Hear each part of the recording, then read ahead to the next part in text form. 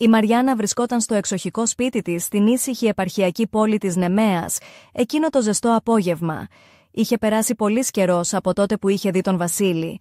Αυτός πάντα είχε μια ήρεμη παρουσία, σαν το απαλό αεράκι που φυσάει μέσα στα πεύκα του μαραθώνα, αλλά ταυτόχρονα κάτι μυστηριώδες, σαν να κουβαλούσε γλυκά μυστικά στα μάτια του.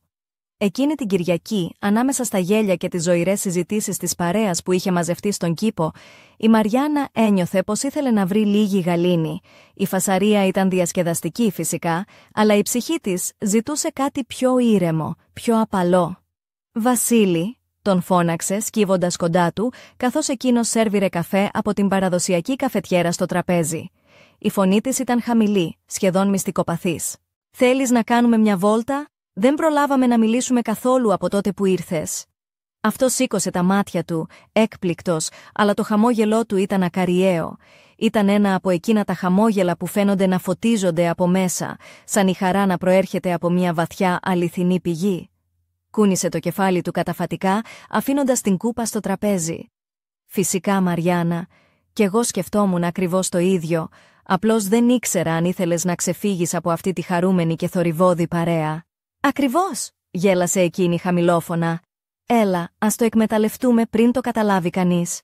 Βγήκαν μαζί έξω, περνώντας το μικρό γκαζόν που χώριζε το σπίτι από το πυκνό πευκοδάσος που περιέβαλε την ιδιοκτησία. Ο αέρας ήταν δροσερός, γεμάτος μυρωδιές από υγρή γη και ξερά πεσμένα φύλλα. Καθώς απομακρύνονταν από τη φασαρία, οι φωνές γινόταν πιο αχνές, αντικαθιστόμενες από το φύσιμα των δέντρων και το κελάιδημα πουλιών στον μακρινό ορίζοντα. Περπάτησαν δίπλα σε μια μεγάλη λιμνούλα και ανέβηκαν μια μικρή πλαγιά. Τώρα περπατούσαν ανάμεσα στα δέντρα, σε απόλυτη σιωπή, ακούγοντας μόνο τους ήχους της φύσης γύρω τους.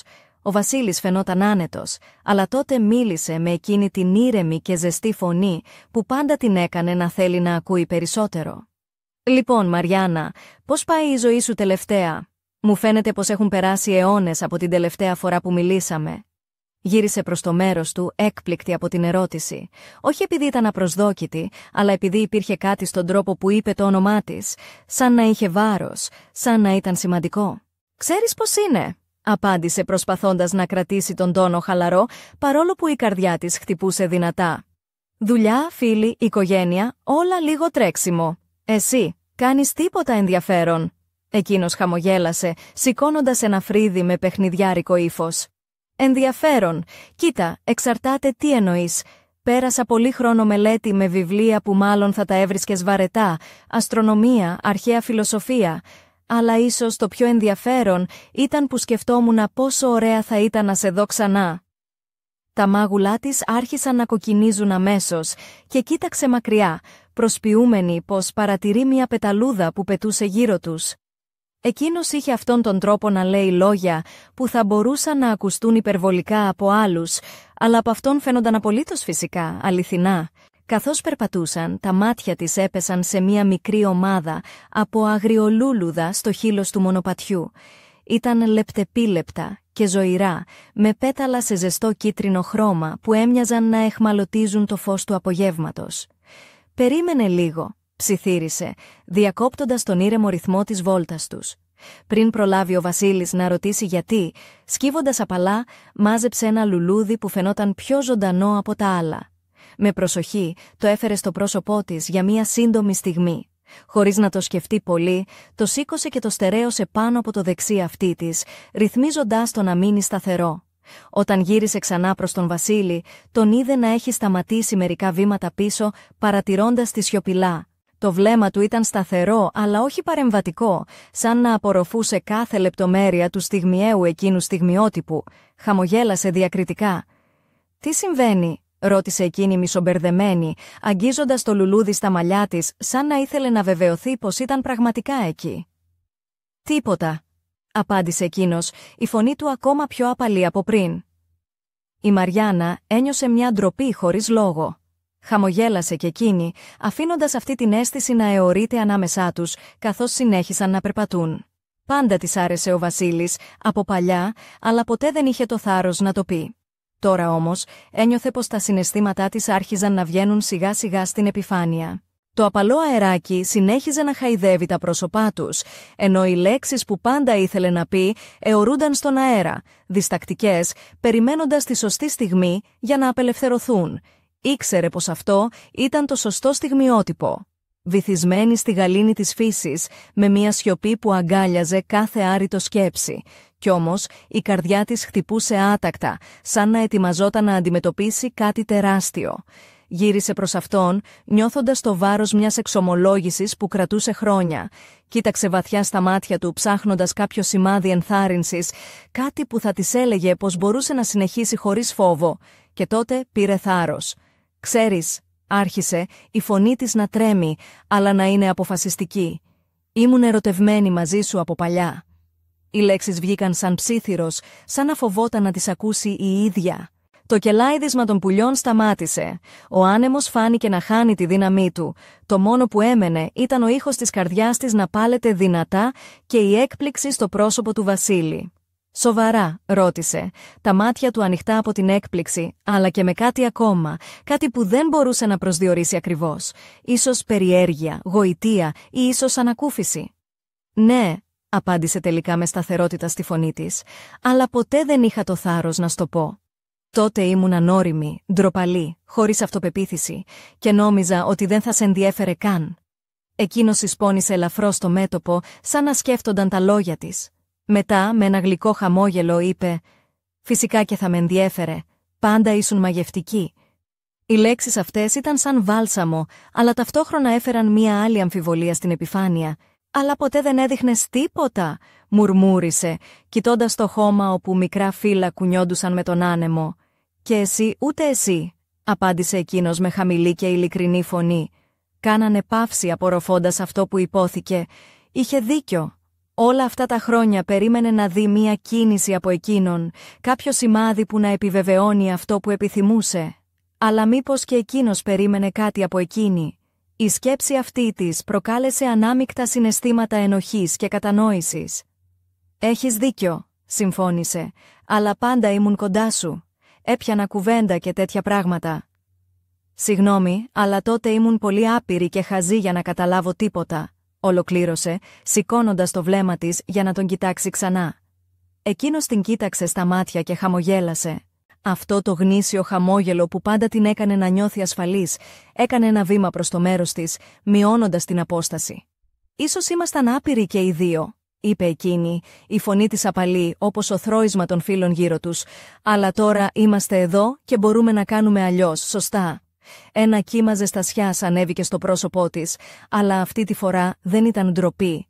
Ήταν μια νέα αίσθηση, μια ελαφρότητα που δεν είχε νιώσει εδώ και πολύ καιρό. Χαμογέλασε ξανά, αφήνοντας τον εαυτό της να πιστέψει στην πιθανότητα που εκείνος υπέθετε. «Ναι», απάντησε σχεδόν ψιθυριστά, «μπορούμε να προσπαθήσουμε, αλλά τώρα έχουμε τις ζωές μας, τις υποχρεώσεις μας. Εσύ σύντομα θα φύγεις πάλι μακριά». Η φωνή της ήταν διστακτική, σαν να έψαχνε μια δικαιολογία για να προστατευτεί από κάτι που μπορεί να μην πετύχαινε. Ήταν αλήθεια. Ο χρόνος ήταν περιορισμένος και οι συνθήκες φαινόντουσαν να συνομωτούν εναντίον τους, αλλά ταυτόχρονα μέσα της υπήρχε μια επιθυμία να ζήσει τη στιγμή, να μην αφήσει αυτή την ευκαιρία να ξεφύγει ξανά. «Δυστυχώς δεν μπορούμε να γυρίσουμε πίσω τον χρόνο», είπε εκείνος, η φωνή του απαλή αλλά πιο σταθερή. «Αλλά μπορούμε να κερδίσουμε έστω λίγο». Οι λέξεις αυτές αντίχησαν στο μυαλό της, απλές αλλά βαθιές. Είχε δίκιο. Ίσως δεν μπορούσαν να διορθώσουν τα χαμένα χρόνια, αλλά μπορούσαν να δημιουργήσουν κάτι καινούριο, κάτι που ξεκινούσε εκείνη τη στιγμή. Τον κοίταξε, θαυμάζοντας τον τρόπο που τα λόγια του φάνταζαν να εκφράζουν ακριβώς αυτό που φοβόταν να παραδεχτεί. Έκανε ακόμα ένα βήμα προς το μέρος της και τώρα ήταν τόσο κοντά που ένιωθε τη ζεστασιά του σώματός του να ακτινοβολεί. Η καρδιά της χτύπησε ακόμη πιο γρήγορα και για μια στιγμή νόμισε πως θα λιποθυμούσε μπροστά στην ένταση του βλέμματός του. Με απαλότητα σήκωσε το χέρι του και άγγιξε το λουλούδι που είχε βάλει στα μαλλιά της, διορθώνοντας το προσεκτικά.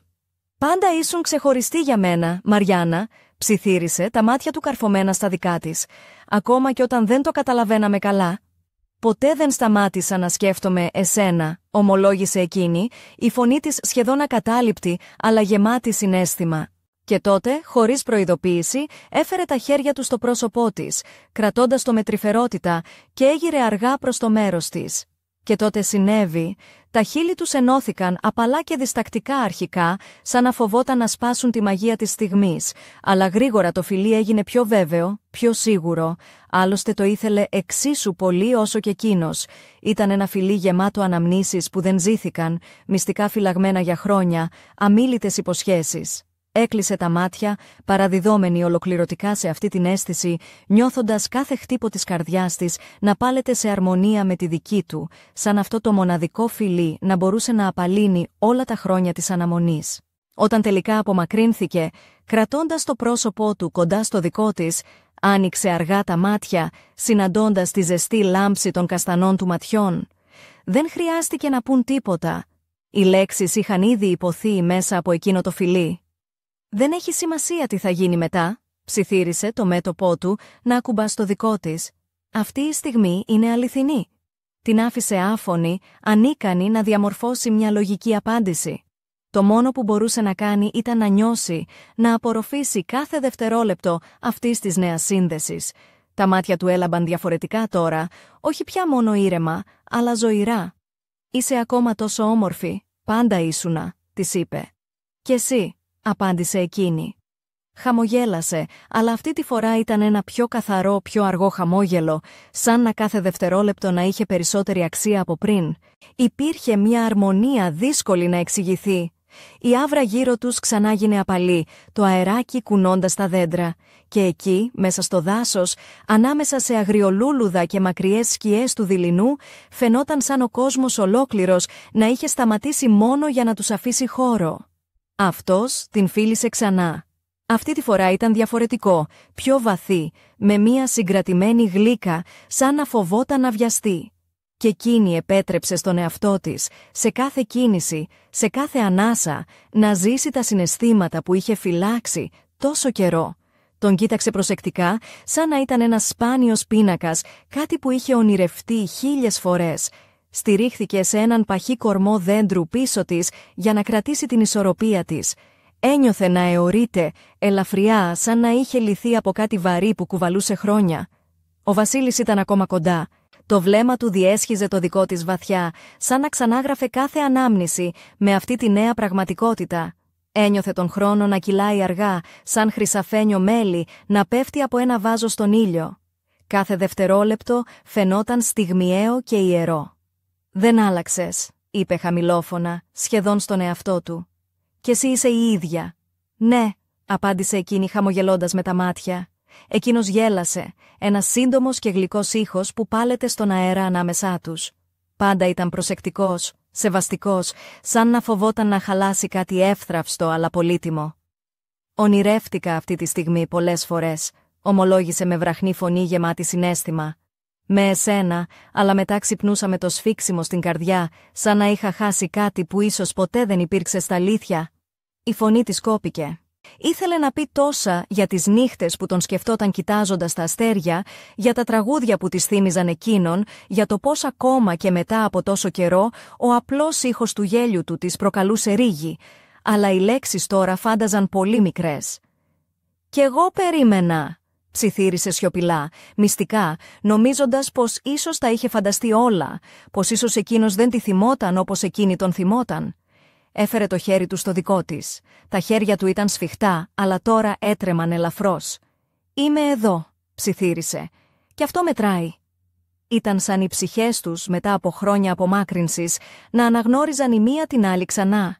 Ένιωθε πως όλα συνομωτούσαν για να κάνουν αυτή τη στιγμή αιώνια. Λίγο αργότερα, όταν χωρίστηκαν, έμειναν εκεί σιωπηλοί, κοιτάζοντας ο ένας τον άλλο. Το κίτρινο λουλούδι ήταν ακόμα καρφωμένο στα μαλλιά της, ένα μικρό σύμβολο για ό,τι είχε ανθίσει εκείνη τη διαδρομή. «Γυρίζουμε πίσω», ρώτησε εκείνος, χωρίς να δείχνει πως θέλει να απομακρυνθεί. «Σε λίγο», απάντησε εκείνη, «θέλω να μείνω λίγο ακόμα σε αυτόν τον κόσμο που φτιάξαμε».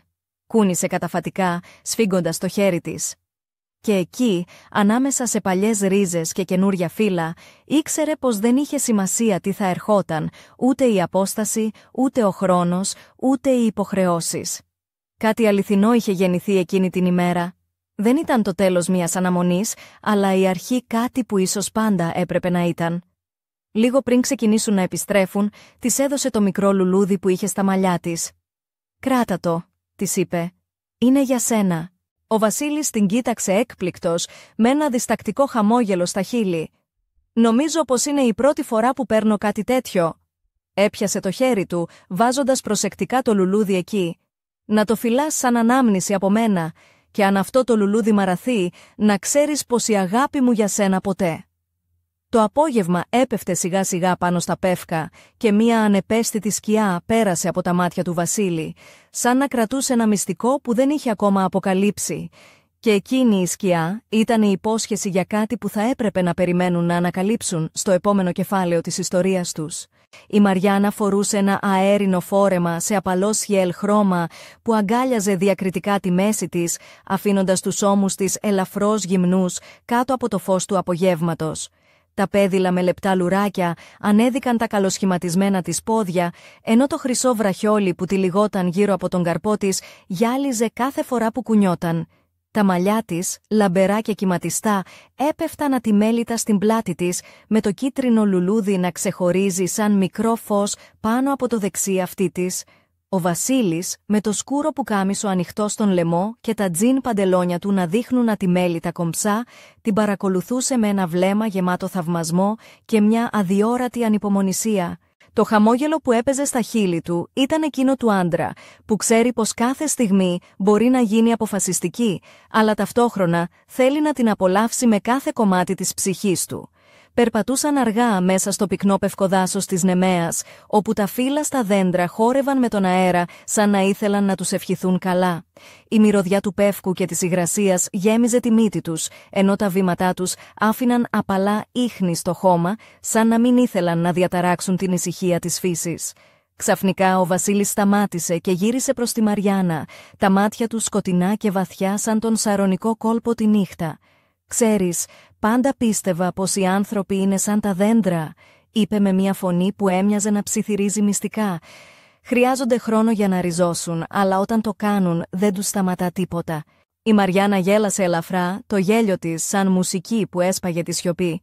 «Και εσύ είσαι πορτοκαλιά, έτσι?»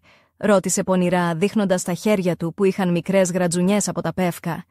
«Πορτοκαλιά?» αναρωτήθηκε εκείνος γελώντας και τρίβοντας το λαιμό του. «Μάλλον ήμουν πιο πολύ ένα παλιό ελαιόδεντρο, ανθεκτικό και πεισματάρικο». «Ελαιόδεντρο ή πορτοκαλιά, το θέμα είναι ότι επιτέλους βρήκαμε ο ένας τον άλλον ξανά», είπε η Μαριάννα, τα μάτια της να λάμπουν στο φως του δειλινού, και εκείνη τη στιγμή ένα ξαφνικό θρώισμα από τα βάθη του δάσους τους έκανε να παγώσουν. Τα μάτια του Βασίλη έψαξαν γρήγορα γύρω, ενώ το χαμόγελό του έγινε πιο μυστηριώδες. «Άκουσες?» ψιθύρισε. «Δεν είμαι μόνη μας εδώ». Η Μαριάννα ένιωσε τη γεύση του μυστηρίου να γεμίζει τον αέρα. «Μήπως είναι κάποιος από την παρέα που μας ακολουθεί?» «Δεν νομίζω», απάντησε εκείνος, η φωνή του πιο σοβαρή. Αυτό δεν ήταν ανθρώπινη φωνή.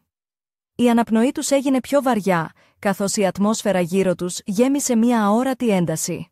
Ο ήλιος έπεφτε γρήγορα, οι σκιές μεγάλωναν και το δάσος φαινόταν να τους αγκαλιάζει με μία σκοτεινή υπόσχεση. «Ίσως», άρχισε η Μαριάννα, αλλά δεν τελείωσε την πρόταση. Ο Βασίλης την κοίταξε βαθιά μέσα στα μάτια και είπε «Πρέπει να μάθουμε τι κρύβεται εκεί έξω. Και ίσως αυτή η φορά να μην είμαστε μόνοι σε αυτήν την αναζήτηση». Ένα μυστήριο ξεκίνησε να ξετυλίγεται μέσα στο σούρουπο της Νεμαίας και κανείς από τους δύο δεν ήξερε πού θα τους οδηγούσε. Και ενώ το σκοτάδι έπεφτε, ένα αχνό φως φάνηκε να αναβοσβήνει μέσα από τα δέντρα, σαν να καλούσε τους δύο παλιούς φίλους σε μια περιπέτεια πολύ πιο βαθιά από ό,τι είχαν φανταστεί ποτέ. Η Μαριάννα ένιωθε τον παλμό της καρδιάς της να ανεβαίνει, καθώς το φως που έβλεπαν ανάμεσα στα δέντρα άρχισε να παίρνει σχήμα. Ήταν σαν ένα μικρό φανάρι, αλλά όχι από αυτά που χρησιμοποιούν οι ντόπιοι στα χωριά για να φωτίσουν τα βράδια τους. Αυτό το φως είχε μια παράξενη λάμψη, σχεδόν υπερφυσική, σαν να ανήκε σε έναν άλλο κόσμο. Ο Βασίλης, που κρατούσε ακόμα σφιχτά το χέρι της, έκανε ένα βήμα μπροστά. «Πάμε να δούμε τι είναι», είπε με αποφασιστικότητα, αλλά η φωνή του είχε μια δόση νευρικότητας που δεν μπορούσε να κρύψει. Η Μαριάννα ακολούθησε, νιώθοντας τα πέδιλά της να βουλιάζουν ελαφρά στο μαλακό χώμα και τα μάτια της να προσπαθούν να συνηθίσουν την ημίφος. Με κάθε βήμα, η μυρωδιά από το πεύκο ανακατευόταν με κάτι πιο γλυκό, σχεδόν σαν άρωμα άνθους που δεν είχε ξαναμυρίσει. Καθώς πλησίαζαν, το φως ανέβαινε και κατέβαινε σαν να χόρευε. Ξαφνικά, ένας απαλός ψίθυρος ακούστηκε ανάμεσα στα δέντρα, σαν μια παλιά μελωδία που ξυπνούσε μνήμες από το παρελθόν. «Άκουσες κι εσύ?» ρώτησε η Μαριάννα, τα μάτια της ανοιχτά διάπλατα. «Ναι», απάντησε ο Βασίλης, «κάτι μας καλεί». Η ατμόσφαιρα έγινε πιο βαριά και το δάσος γύρω τους φάνηκε να στενεύει, σαν να ήθελε να τους παγιδεύσει. Η Μαριάννα ένιωσε μια ρίγηση να της διαπερνά τη σπονδυλική στήλη, αλλά και μια περίεργη περιέργεια που δεν την άφησε να σταματήσει. Ξαφνικά, από το πουθενά, μια φιγούρα εμφανίστηκε μπροστά τους. Ήταν μια νεαρή γυναίκα με μακριά μαύρα μαλλιά που έπεφταν ατίθασα πάνω σε έναν απαλό χιτώνα από λινό ύφασμα, διακοσμημένο με κεντήματα εμπνευσμένα από την αρχαία Ελλάδα. Τα μάτια της ήταν σκοτεινά, αλλά γεμάτα σοφία και μυστήριο. «Καλώς ήρθατε», είπε με μια φωνή που έμοιαζε να έρχεται από πολύ μακριά. «Σας περίμενα». Ο Βασίλης και η Μαριάννα αντάλλαξαν μια γρήγορη ματιά, γεμάτη απορία και αγωνία. «Ποια είσαι?» ρώτησε η Μαριάννα, προσπαθώντας να κρατήσει τη φωνή της σταθερή. «Είμαι η Φωτεινή», απάντησε εκείνη με ένα ελαφρύ χαμόγελο. «Και έχω κάτι πολύ σημαντικό να σας δείξω, κάτι που αφορά το παρελθόν σας και το μέλλον σας». Η καρδιά της Μαριάννας άρχισε να χτυπάει ακόμα πιο γρήγορα. Η αίσθηση του μυστηρίου είχε μετατραπεί σε μια υπόσχεση περιπέτειας που δεν μπορούσε να αρνηθεί. «Τι εννοείς?» ρώτησε ο Βασίλης, βήμα-βήμα πλησιάζοντας τη Φωτεινή. «Όλα όσα νομίζετε πως ξέρετε για τον κόσμο σας, για τις ζωές σας, είναι μόνο ένα μικρό κομμάτι μιας μεγάλης αλήθειας», είπε εκείνη, τα μάτια της να λάμπουν κάτω από το φως του φαναριού. «Και αυτή η αλήθεια είναι έτοιμη να αποκαλυφθεί». Η Μαριάννα ένιωσε πως ο χρόνος είχε παγώσει. Οι ήχοι του δάσους είχαν σιγήσει και μόνο η φωνή της Φωτεινής φαινόταν να γεμίζει τον χώρο. «Είστε έτοιμοι να μάθετε?» ρώτησε. Και πριν προλάβουν να απαντήσουν, το φως γύρω τους άρχισε να στροβιλίζεται, τυλίγοντας τους σε μια δίνη που τους απομάκρυνε από το γνωστό και τους έφερνε πρόσωπο με το άγνωστο. Και εκεί, μέσα στην περιστροφή του φωτός, η Μαριάννα και ο Βασίλης ένιωσαν πως μια νέα ιστορία μόλις άρχιζε. Το φως γύρω τους στροβιλιζόταν με όλο και μεγαλύτερη ένταση, σαν να τους τράβαγε μέσα σε έναν ανεμοστρόβιλο από χρώματα και σκιές. Η καρδιά της Μαριάννας χτυπούσε σαν τύμπανο, ενώ τα μάτια της έκλεισαν για μια στιγμή, προσπαθώντας να κρατηθεί από την αίσθηση της ζάλης. Όταν τα άνοιξε ξανά, βρέθηκαν σε έναν χώρο που ήταν ταυτόχρονα γνώριμος και αλόκοτος, σαν να είχαν περάσει μέσα από ένα μαγικό καθρέφτη. Βρισκόταν σε έναν αρχαίο ελαιώνα, με τα δέντρα να απλώνονται απέραντα κάτω από έναν ουρανό βαμμένο σε αποχρώσεις του ροζ και του πορτοκαλί, σαν το ηλιοβασίλεμα να διαρκούσε για πάντα. Η μυρωδιά του λαδιού και της γης ανέμιζε στον αέρα, ενώ τριγύρω ακουγόταν ο απαλός ήχος από μια λύρα που έπαιζε μια μελωδία γεμάτη νοσταλγία. Η Φωτεινή στάθηκε μπροστά τους, τα μάτια της γυάλινα και σοβαρά. «Βρίσκεστε στον τόπο όπου ξεκίνησαν όλα», είπε με βραχνή φωνή. «Εδώ, ανάμεσα σε αυτά τα ελαιόδεντρα, γράφτηκαν οι πρώτες σελίδες της ιστορίας σας». Ο Βασίλης κοίταξε γύρω, προσπαθώντας να συνειδητοποιήσει πού βρέθηκαν. Η Μαριάννα, νιώθοντας το δέρμα της να σκεπάζεται από το απαλό φως, ένιωσε ένα περίεργο μείγμα δέους και φόβου. «Τι εννοείς όταν λες η ιστορία μας?» ρώτησε διστακτικά. Η Φωτεινή χαμογέλασε με ένα μυστήριο που έκανε την καρδιά τους να σφίγγεται. «Ότι η ζωή σας δεν είναι τυχαία. Υπάρχουν δυνάμεις και μυστικά που σας συνδέουν εδώ και γενιές. Και ήρθε η ώρα να μάθετε ποιοι πραγματικά είστε». Η Μαριάννα κοίταξε τον Βασίλη, που την κοιτούσε με μάτια γεμάτα απορία, αλλά και αποφασιστικότητα. Κάτι μέσα της είπε ότι αυτή η περιπέτεια θα άλλαζε όλα όσα γνώριζαν και ίσως ακόμα και τον ίδιο τον κόσμο τους. Ένα φύλλο από ένα ελιάς έπεσε αργά στο χώμα, σπάζοντας τη σιωπή. «Είσαι έτοιμη, Μαριάννα?» ρώτησε ο Βασίλης, η φωνή του γεμάτη τρυφερότητα. «Πάντα», ψιθύρισε εκείνη, νιώθοντας πως είχε μόλις πάρει την πιο σημαντική απόφαση της ζωής της. Και ενώ ο ήλιος έπεφτε αργά πίσω από τους λόφους, η περιπέτεια τους μόλις είχε ξεκινήσει και το μυστικό του ελαιώνα θα έμενε κρυμμένο μόνο μέχρι να φανερωθεί η αλήθεια. Μία σιγανή σκιά πέρασε πίσω από το δέντρο και ένα αχνό γέλιο ακούστηκε στον αέρα, σαν ένα μήνυμα πως δεν ήταν μόνοι και πως το ταξίδι τους θα ήταν γεμάτο εκπλήξεις που κανείς δεν θα μπορούσε να φανταστεί. Ο ήλιος είχε πλέον βυθιστεί πίσω από τους λόφους της Νεμαίας και το φως της ημέρας άρχισε να σβήνει σιγά σιγά, μετατρέποντας το τοπίο σε μια σκιά από χρυσά και βαθύ μπλε. Η Μαριάννα και ο Βασίλης στεκόντουσαν ανάμεσα στα αρχαία ελαιόδεντρα, με το βλέμμα τους καρφωμένο στη Φωτεινή που φαινόταν να κουβαλάει το βάρος πολλών αιώνων στις πλάτες της. «Πρέπει να σας πω την αλήθεια», ξεκίνησε η Φωτεινή με φωνή που έτρεμε ελαφρώς. «Η ιστορία σας είναι πιο περίπλοκη από όσο φαντάζεστε. Εσείς οι δυο είστε οι κληρονόμοι ενός μυστικού που φυλάσσετε εδώ και γενιές από τους προγόνους σας». Η Μαριάννα ένιωσε το δέρμα της να σφίγγεται, ενώ ο Βασίλης ανασήκωσε το φρύδι, προσπαθώντας να καταλάβει το βάθος των λέξεων της. «Κληρονόμοι», ρώτησε εκείνος, «τι είδους μυστικό?» Η Φωτεινή πήρε μια βαθιά ανάσα. «Κάποτε, πριν πολλά χρόνια, οι πρόγονοί σας ήταν φύλακες ενός αρχαίου θησαυρού, όχι ενός απλού πλούτου, αλλά μιας γνώσης που μπορεί να αλλάξει τη μοίρα του κόσμου». Η Μαριάννα κοίταξε τα χέρια της, που ακόμα κρατούσαν το κίτρινο λουλούδι από τον κήπο, σαν να αναζητούσε σε αυτό την απάντηση. «Και γιατί τώρα, γιατί εμείς?» ρώτησε με ένα μείγμα φόβου και περιέργειας. «Γιατί ο χρόνος πλησιάζει, κάτι σκοτεινό ξυπνάει και μόνο εσείς μπορείτε να το σταματήσετε», είπε η Φωτεινή, κοιτώντας βαθιά μέσα στα μάτια τους, «αλλά δεν θα είστε μόνοι». Ξαφνικά, μια ψυχρή άβρα πέρασε ανάμεσά τους, κάνοντας τα φύλλα να θροίζουν ανήσυχα. Από το βάθος του ελαιώνα, μια φιγούρα ξεπρόβαλε αργά, ένας άντρας ντυμένος με μαύρα ρούχα, τα μάτια του λαμπερά σαν αστέρια στον σκοτεινό ουρανό. «Καλώς τους», είπε με μια φωνή που έμοιαζε με βροντί, «ήρθε η ώρα να δούμε αν πραγματικά είναι έτοιμοι». Ο Βασίλης και η Μαριάννα αντάλλαξαν μια ματιά αποφασιστικότητας, γνωρίζοντας πως το παιχνίδι μόλις άρχισε, και καθώς το φεγγάρι ανέβαινε ψηλά, το δάσος γύρω τους γέμισε από ψιθύρους και σκιές που υποσχόντουσαν πως η αλήθεια που θα αποκάλυπταν δεν θα ήταν ποτέ ξανά ίδια. Ένα μυστήριο που θα δοκίμαζε το θάρρος και την αγάπη τους και ίσως να έκρυβε απαντήσεις που θα άλλαζαν το μέλλον της Νεμαίας για πάντα. Η νύχτα είχε απλώσει το βαρύ της πέπλο πάνω από τον ελαιώνα και το φεγγάρι γεμάτο και λαμπερό φώτιζε τα πρόσωπα των τριών που είχαν συγκεντρωθεί εκεί. Η ατμόσφαιρα ήταν ηλεκτρισμένη, γεμάτη από την ένταση μιας στιγμής που θα καθόριζε το μέλλον. Ο άντρας με τα μαύρα, που τώρα τους πλησίαζε αργά, είχε ένα βλέμμα που καίει σαν τον ήλιο του μεσημεριού στο χωριό της Μαριάννας. Το πρόσωπό του ήταν αυστηρό, με σκληρές γωνίες, αλλά υπήρχε και κάτι ενιγματικό, σαν να έκρυβε μια ιστορία που δεν είχε υποθεί ποτέ.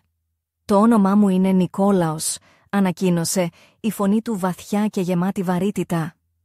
«Ήμουν φύλακας αυτής της γνώσης πριν από εσάς και τώρα ήρθε η ώρα να περάσει σε εσάς». Η Μαριάννα, με το φόρεμα να αγκαλιάζει απαλά το σώμα της, ένιωσε μια ανάμειξη φόβου και αποφασιστικότητας να ξεχύνεται μέσα της. Τα χέρια της έτρεμαν ελαφρά, αλλά δεν τα απομάκρυνε από τον Βασίλη που στεκόταν δίπλα της, έτοιμος να τη στηρίξει. «Ποια είναι αυτή η γνώση?» ρώτησε με φωνή που δεν ήθελε να δείξει αδυναμία. Ο Νικόλαος γύρισε προς τη Φωτεινή, που μόλις είχε κάνει ένα βήμα μπροστά και της έγνεψε. Εκείνη άρχισε να μιλάει, η φωνή της σαν ψίθυρος του ανέμου ανάμεσα στις ελιές. «Είναι η γνώση της αρμονίας ανάμεσα στη φύση και τον άνθρωπο, μία δύναμη που μπορεί να θεραπεύσει ή να καταστρέψει. Εσείς είστε οι μόνοι που μπορούν να τη χρησιμοποιήσουν με αγάπη και σοφία». Ο Βασίλης κοίταξε τη Μαριάννα, τα μάτια του γεμάτα μια νέα φλόγα. «Τι πρέπει να κάνουμε?» «Να βρούμε το αρχαίο βιβλίο που φυλάσσεται εδώ κοντά», απάντησε η Φωτεινή. «Μέσα του κρύβεται η απάντηση». Ένα αχνό χαμόγελο σχηματίστηκε στα χείλη της Μαριάννας, καθώς σκέφτηκε πόσο παράξενο ήταν το να αναζητούν ένα βιβλίο μέσα σε έναν ελαιώνα, αλλά και πόσο πολύ ήθελε να ξεκινήσει αυτή την αναζήτηση. Ξαφνικά, ένας ήχος έσπασε τη σιωπή, ένα απέσιο γέλιο που ερχόταν από τα βάθη του δάσους, γεμάτο πρόκληση και σκοτεινή υπόσχεση. «Δεν είστε μόνοι», είπε ο Νικόλαος με σοβαρότητα. «Κάποιοι δεν θέλουν να βρείτε την αλήθεια». Η Μαριάννα και ο Βασίλης ένιωσαν πως το παιχνίδι είχε αλλάξει. Η νύχτα, που πριν ήταν ήσυχη και γαλήνια, τώρα γινόταν το σκηνικό μιας μεγάλης περιπέτειας, όπου η αγάπη, το θάρρος και τα μυστικά θα δοκιμάζονταν στο έπακρο.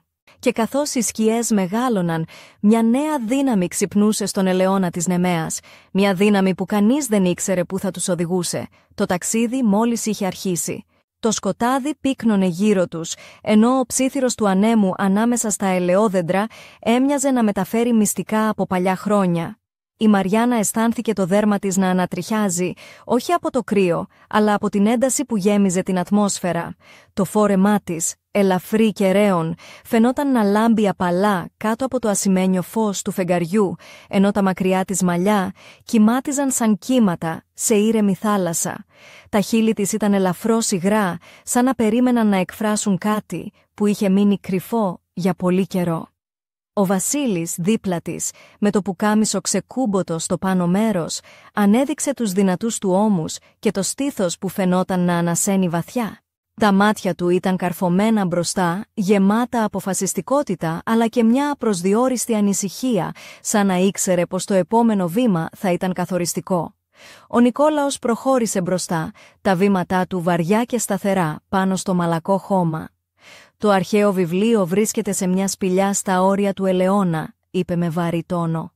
«Μόνο όποιος έχει την καθαρότητα της καρδιάς και τη δύναμη του μυαλού μπορεί να πλησιάσει και να το ανακαλύψει».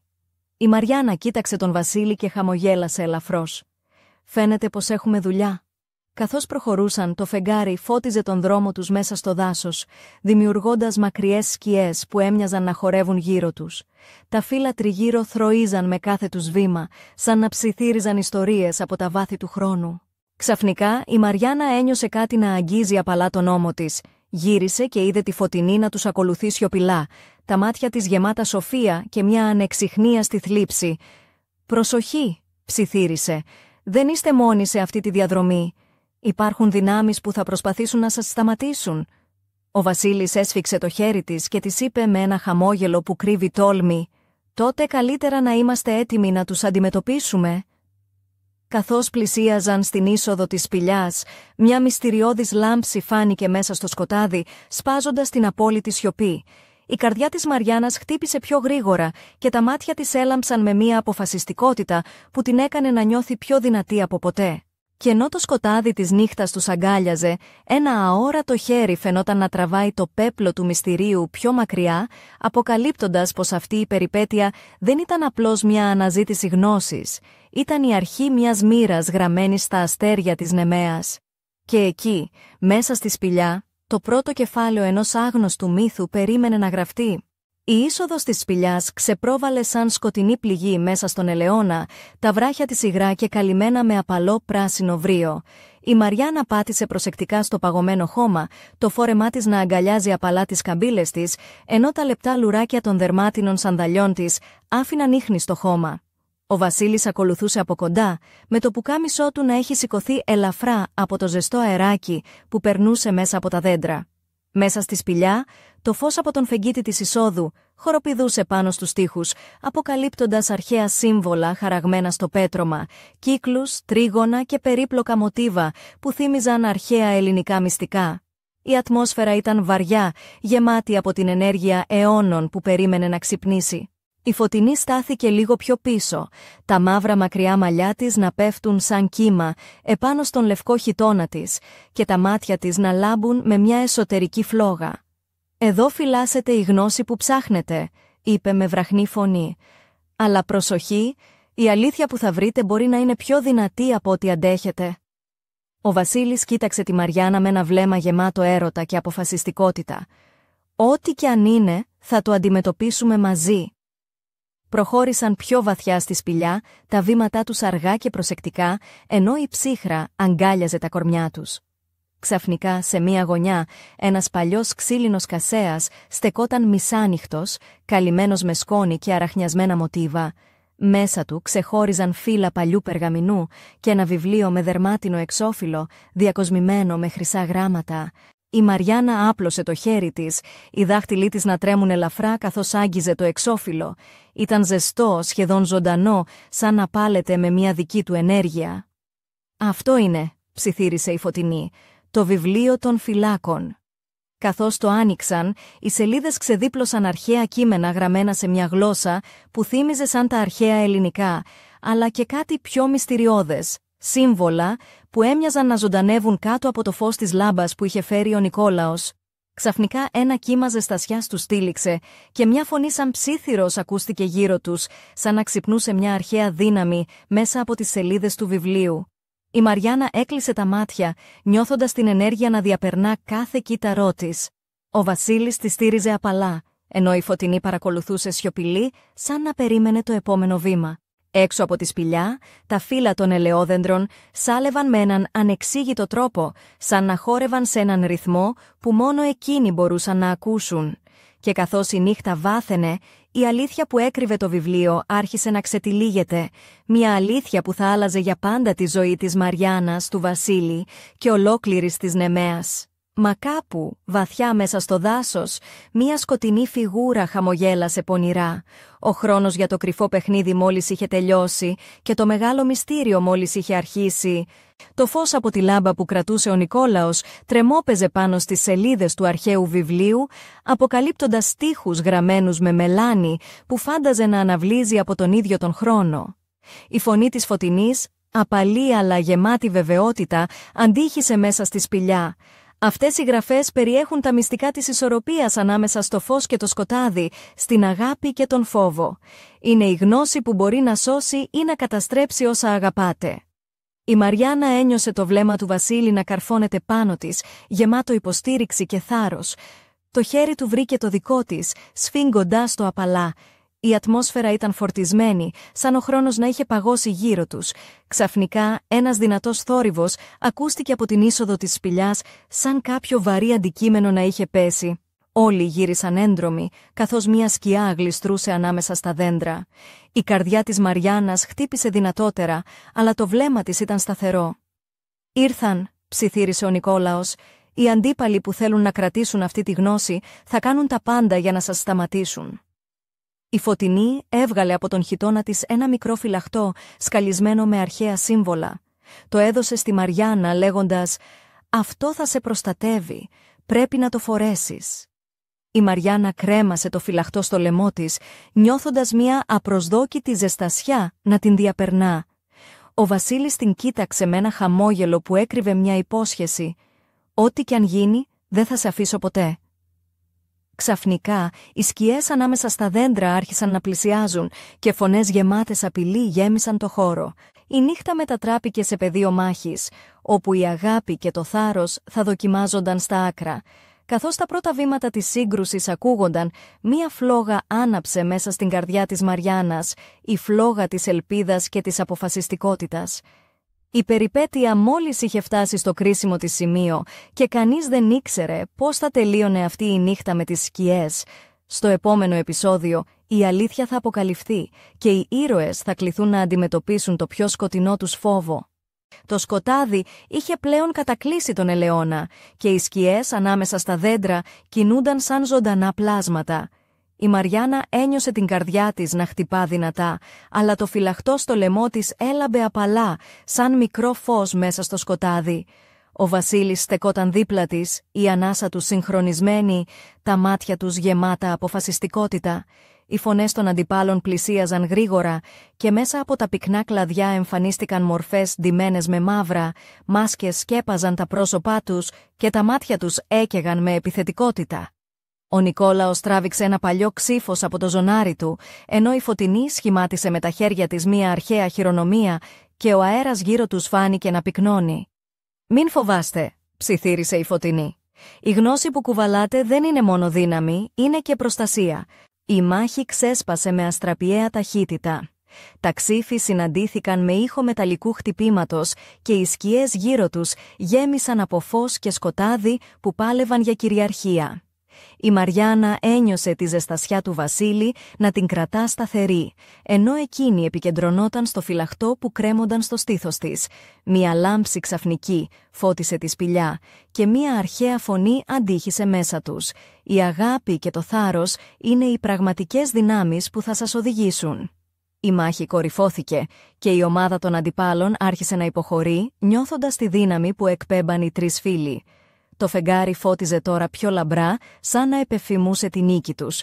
Η Μαριάννα κοίταξε το Βασίλη και εκείνος της χαμογέλασε, τα μάτια του να λάμπουν από περηφάνεια και αγάπη. «Αυτή είναι μόνο η αρχή», είπε εκείνος. «Υπάρχουν πολλά ακόμα να ανακαλύψουμε».